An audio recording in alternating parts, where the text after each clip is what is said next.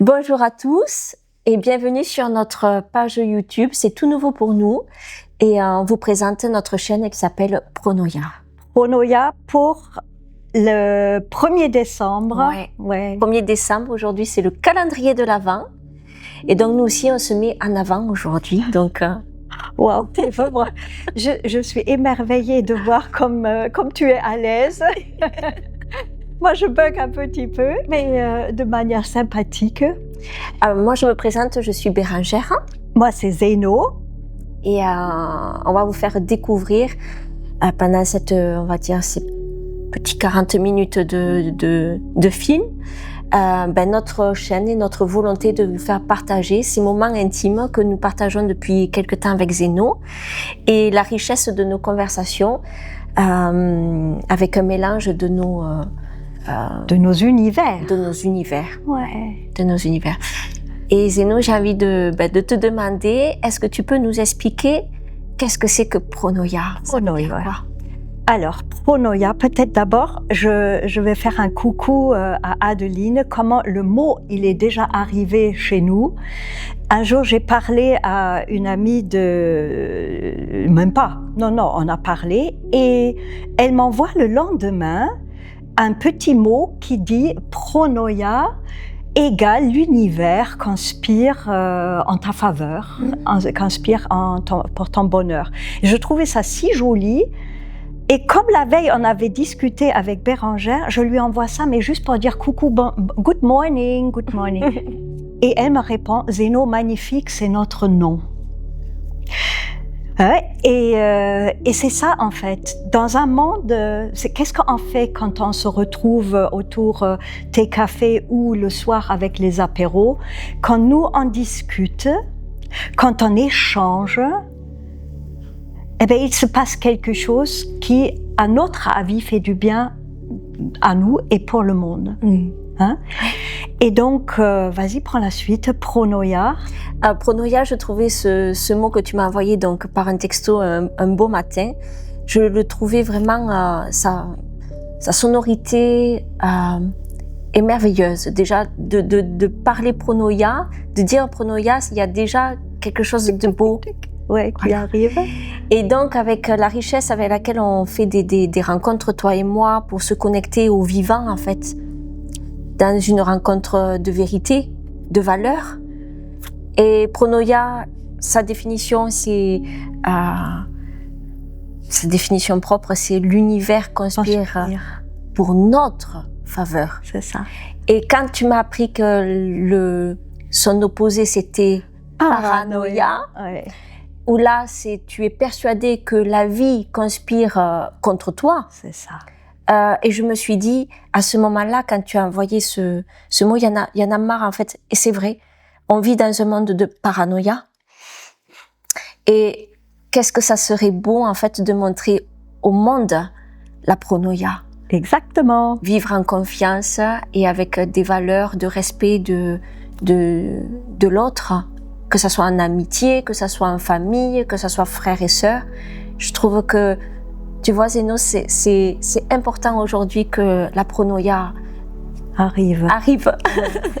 Cette pronoïa que nous voulons déjà vivre individuellement et ensemble, parce que personne ne sera sauvé seul, on est tous ensemble, on sera collectivement élevés et c'est pour ça que c'est chouette aussi de le faire ensemble, à la fois de se reposer nous-mêmes sur cette valeur pronoïa.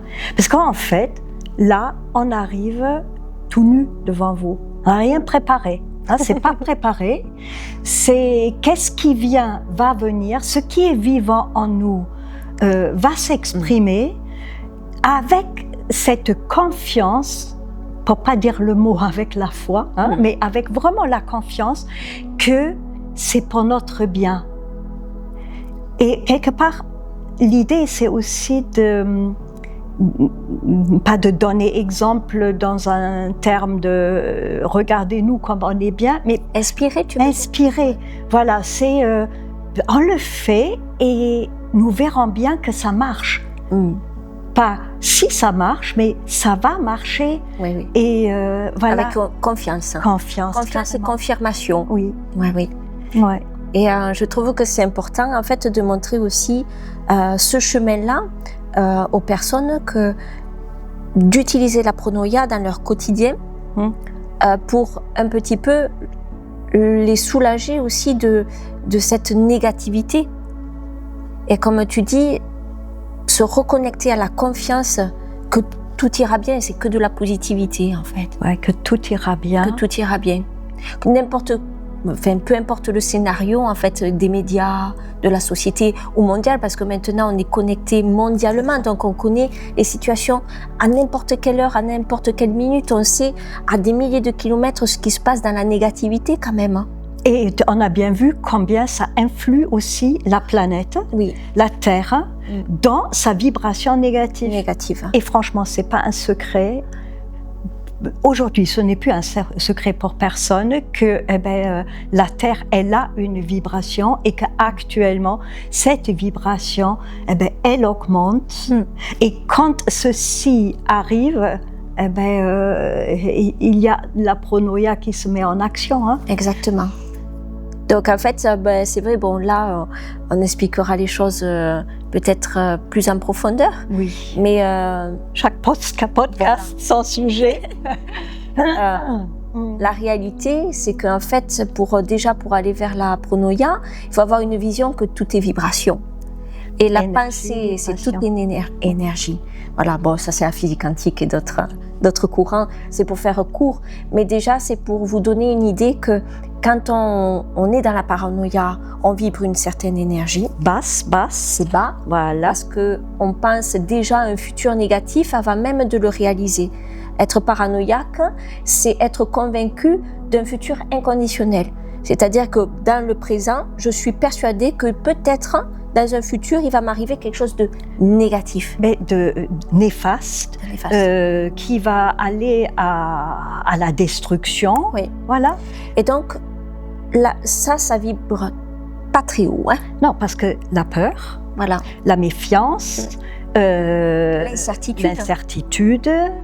Donc, en fait, tous les jours, on vit dans le stress, en fait. Dans le stress contracté et même avec une émotion de haineuse. Parce que si j'ai peur, je peux pas être dans la joie, ça va pas avec. Et donc, du coup, ce chemin que nous faisons, que nous montrons aujourd'hui, c'est la pronoïa. C'est maintenant, c'est même pas utiliser un futur inconditionnel, c'est cultiver à l'instant. Ici et maintenant. Ouais. Donc en fait, le futur n'existe pas, le passé n'existe pas non plus, c'est ramener à l'instant présent. La confiance, elle ne peut être que goûtée à l'instant. Et la vie aussi. Oui. On ne vit que là, maintenant. Hein? Ouais. Il y avait un sujet qui est passé très récemment et qui t'avait stimulé. Oui.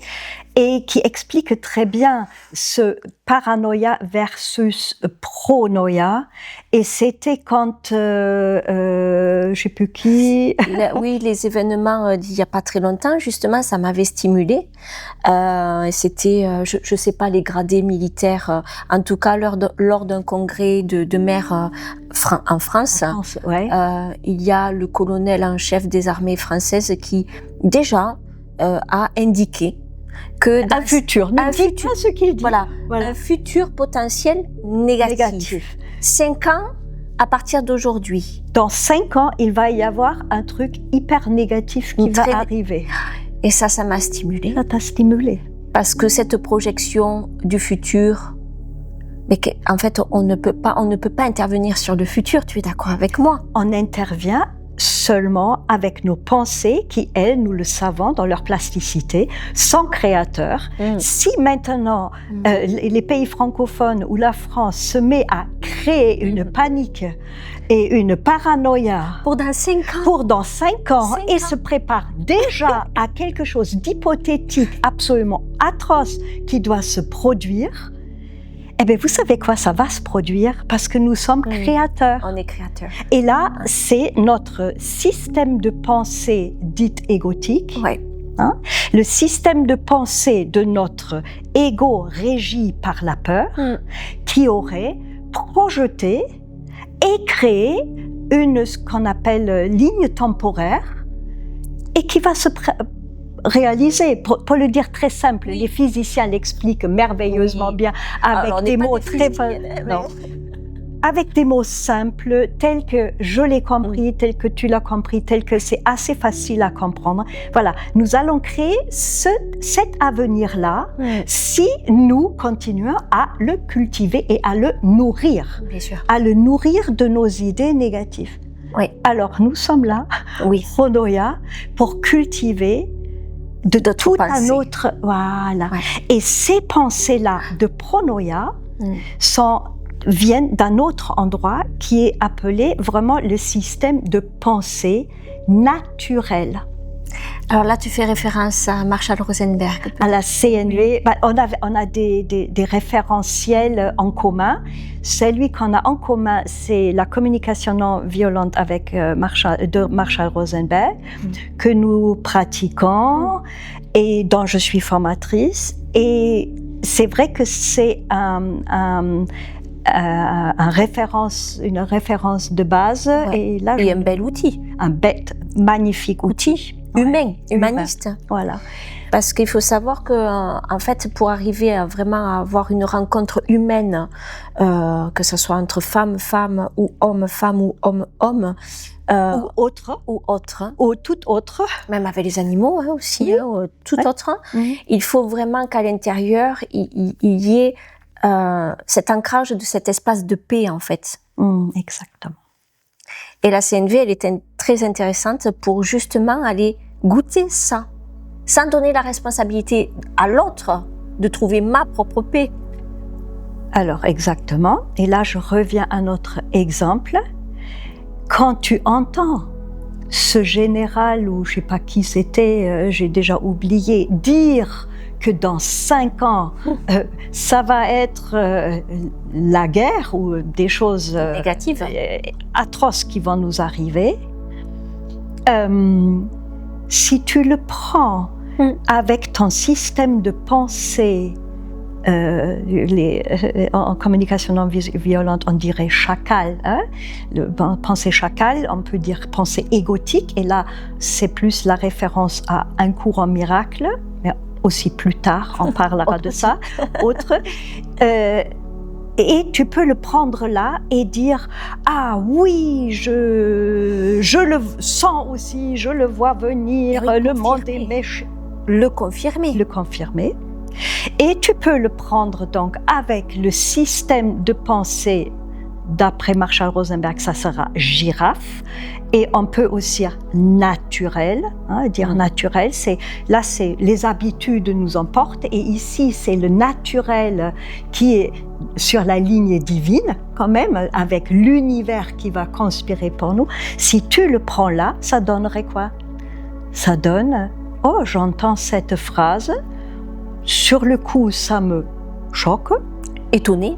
Je suis étonnée. Je suis étonnée. Mais parce que j'ai besoin de paix. De paix. Et qu'est-ce que je peux faire pour cultiver la paix en moi? Et comme tu disais tout à l'heure, on ne rejette pas la faute sur un extérieur, sur l'autre. Ce type-là, il veut me conduire sur une ligne temporaire négative. Ce n'est pas sa faute. C'est pas sa faute.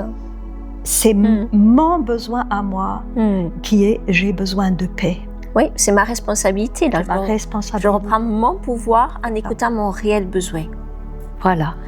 Et quand on est là, qu'est-ce qu'on peut faire, nous, pour cultiver la paix? Déjà pronoyer. Voilà. Et c'est là que Pronoia arrive. C'est Pronoia arrive. Oui. Et aussi, tout le travail qu'on a fait par la suite, c'était un petit groupe, on a accueilli ça. Et c'est aller voir, mais qu'est-ce qui peut animer une personne dire des choses comme ça? Oui. Oui, on peut, lors de cet atelier, ça a été peut-être aussi comme une petite constellation aussi, où on se connecte à l'énergie de la personne. Oui. Et on voit, là c'était vraiment impressionnant. On a pu voir en fait, en se connectant en fait à cette énergie de cette personne, que lui il était convaincu De nous sauver. De nous sauver. Il était convaincu d'œuvrer pour le bien du monde. Oui. Je dis bien, il était convaincu. Je veux vraiment te montrer une différence entre croire et se convaincre. Ok, vas-y. C'est pas du tout la même chose. Oui. Donc, dans ce que j'ai vu, dans cette énergie reçue de cette personne, il était convaincu. Mais je peux pas dire qu'il le croyait, en fait.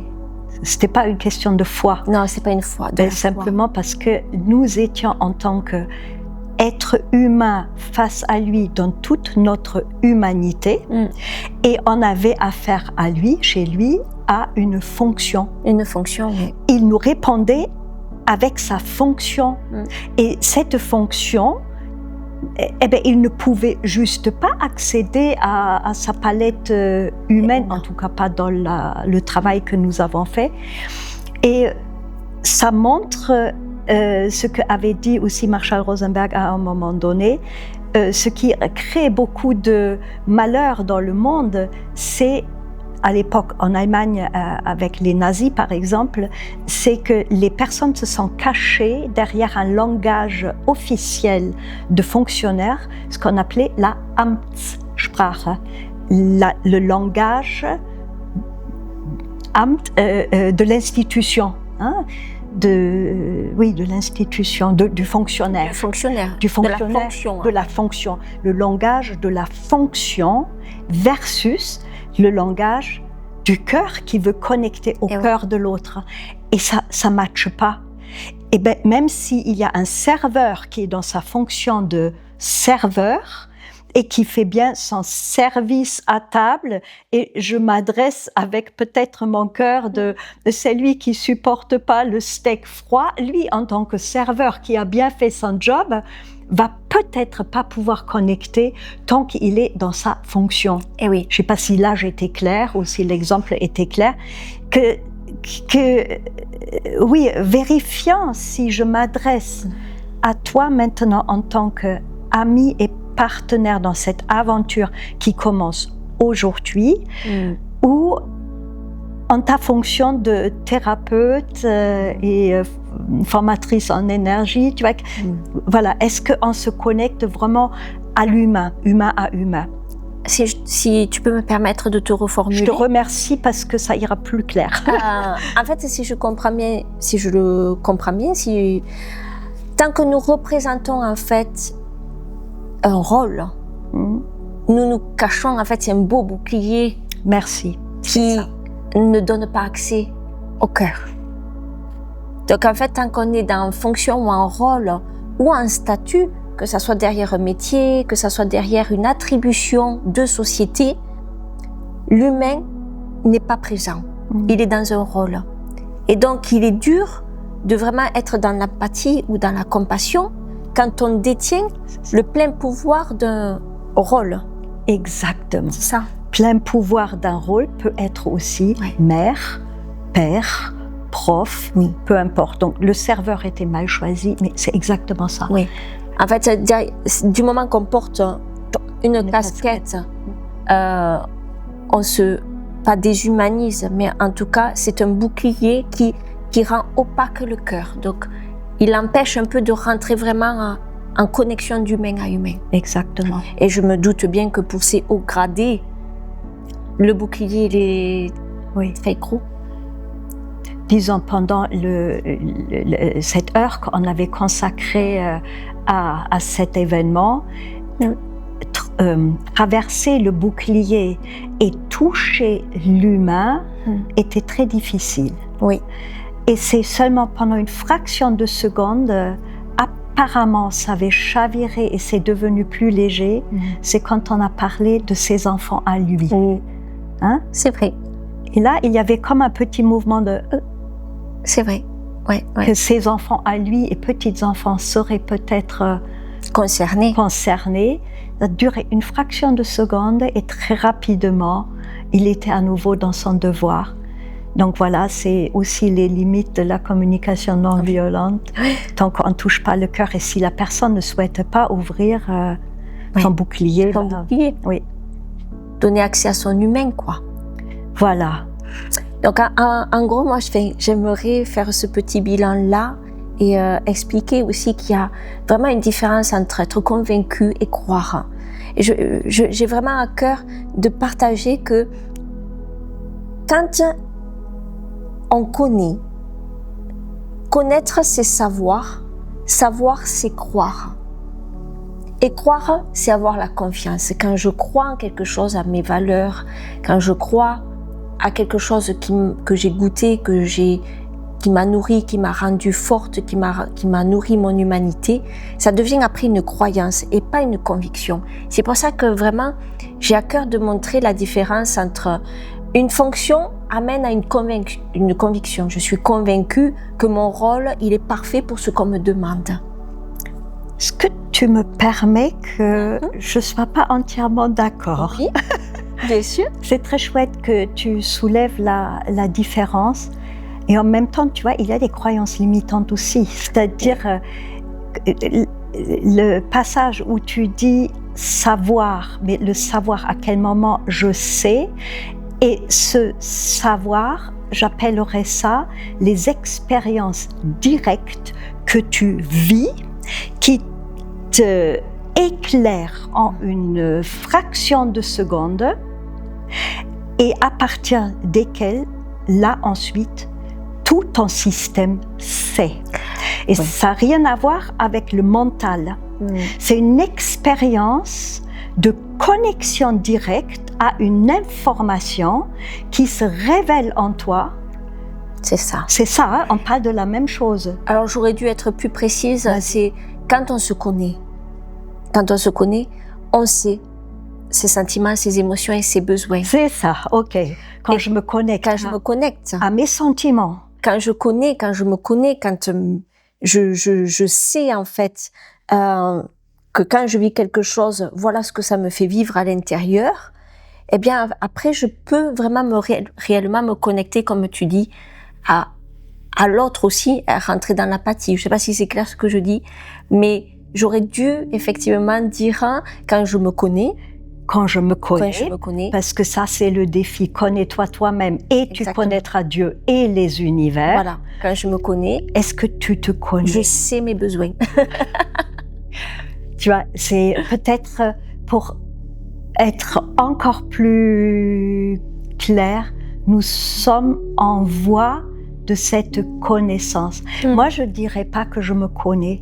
Si je me connais à chaque instant et toujours, je crois que je serais dans cette... je faisais partie des 5 personnes sur Terre qui disent « ça y est, je suis libre, libérée, un éveillé ».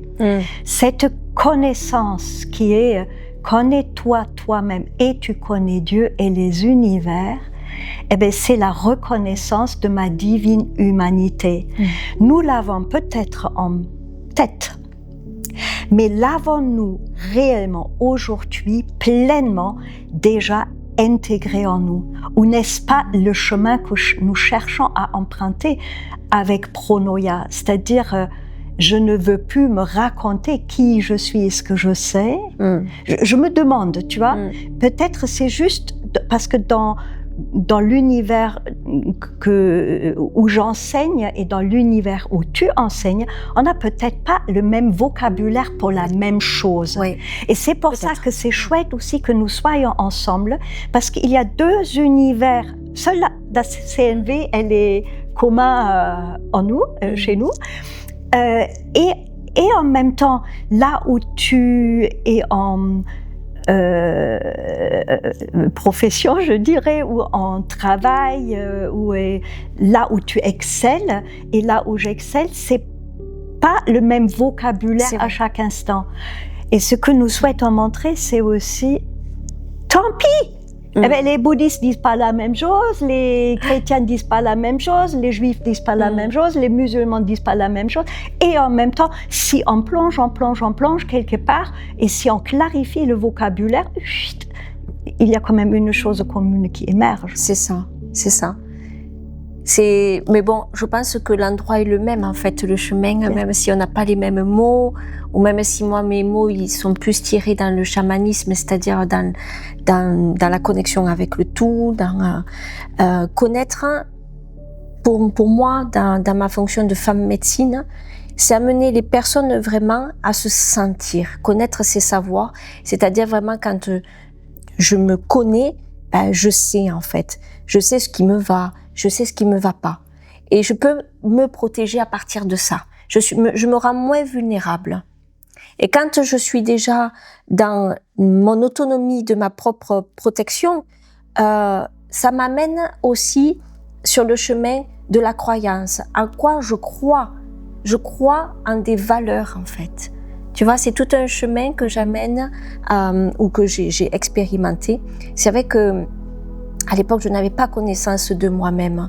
J'étais dans ce qu'on me demandait de moi, c'était arriver à être quelqu'un dans la société. Comme tout le monde, hein? Voilà. Oui. Et donc, ce personnage-là, je ne savais pas dans quel chemin emprunter. Et quand j'ai eu une révélation, voilà. Ça, c'est la connaissance directe. Voilà. J'ai une révélation, c'est-à-dire que j'ai expérimenté des choses. Je suis allée au bout de ce que je pouvais pas faire pour moi-même, de me lâcher la main bien souvent. Et c'est là, en fait, où j'ai compris que ce que je ne voulais plus vivre, en fait. C'est ça. Donc, en fait, c'est la connaissance, c'est comprendre cette je sais pas, cette connexion. Ouais, la connaissance, c'est une connexion où tu sais à un moment donné ce que tu ne veux plus, quoi. Oui. Et ça t'engage sur un chemin de croire en toi. Ça amène à la confiance. Aujourd'hui, je fais un chemin pour me rencontrer et je crois que je suis la personne sur laquelle je peux compter. En fait, ça m'amène à une confiance en moi. Que tu es la personne que tu as toujours voulu rencontrer. En fait, c'est toi-même. Ouais, exactement. Ouais. Tu vois, c'est ça. Ouais. Tu vois, Et je te remercie aussi d'avoir bien repris, et vraiment merci du fond du cœur, que ça, c'est le chemin chamanique sur lequel tu es et où, voilà, ça se présente. Voilà. Ouais. Okay, merci et après, beaucoup. C'est vrai qu'avec la CNV, on fait ce chemin aussi. Oui. Donc, les croyances, c'est surtout, il y a une grande majorité de ce que nous croyons savoir. Et quand je dis grande majorité, c'est probablement 95%, c'est des croyances limitantes et sur lesquelles notre fameux savoir, elle est basée et qui nous induit toujours sur la piste du habituel, du égotique, du négatif, du j'ai peur, du voilà le passé, donc l'avenir, et qui nous enlève en fait. Maîtriser, contrôler, le contrôle. Peur, voilà. Et pour quitter ça, il y a ensuite des nouvelles croyances qui arrivent et qui ne sont pas limitantes, mais qui soutiennent la vie, qui soutiennent l'énergie dans laquelle je suis, qui soutiennent mon bien-être, qui soutiennent ma vie. Et ça reste des croyances. Et au-delà, il y a quelque chose et qui est cette espèce de connaissance, mais qui n'est pas dirigée par moi-même. C'est pas moi-même qui fais.